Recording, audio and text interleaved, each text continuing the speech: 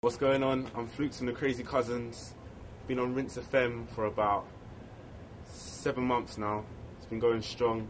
My show is every Wednesday, 5 till 7, drive time show, playing the best in UK and funky house, soulful house. Crazy Cousinz. I started listening to Rinse when I was little. It was like an inspirational station. I mean, Pirate, listening to Wiley, Skepta, D-Double, and then I was producing grime at the time, and then I had a little gap as a DJ. I started doing more production sort of things.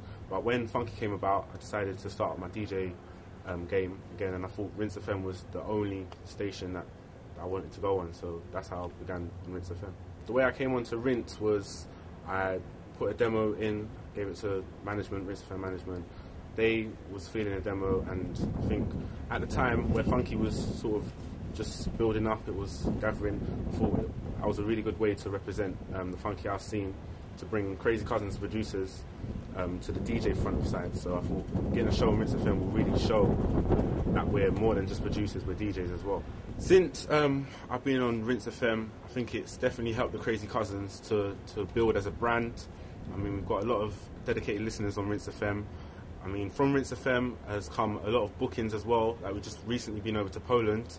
That was a massive look. So just like really making our music diverse, not just situated in London. It's definitely gone overseas, like I said. And I think Rinse FM has definitely opened doors for Crazy Cousinz as producers and DJs as well, because it's allowed us to get our music heard on a wider scale, as well as on the internet as well. Like, we're getting a lot of podcast listeners, like 5,000 plus, and I think yeah, it's just like really allowed us to be more confident as DJs as well. So that's what Rinse FM has done for Crazy Cousinz. I think like Rinse FM definitely, it covers across the whole boards. Like, you got dubstep on there, bassline, grime, funky, and I think it's like got a category for everyone to listen to. It's not just like subjected to one kind of listener, so it's for the whole, across the whole board to listen to. Being part of Rinse FM is definitely something to be proud of, and like when we're getting booked, like people refer to Rinse FM, and yeah, it just makes me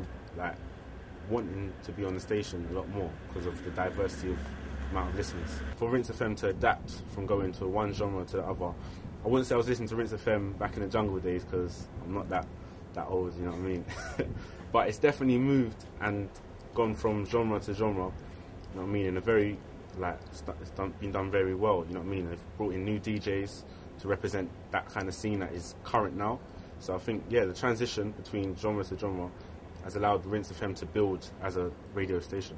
The difference between commercial radio stations and pirate stations is, I think listeners feel like they can interact a lot more with the DJ on pirate stations.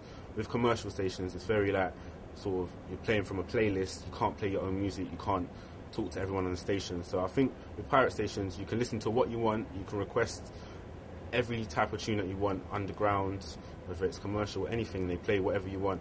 So like I said before, it's more of an interactive station rather than commercial.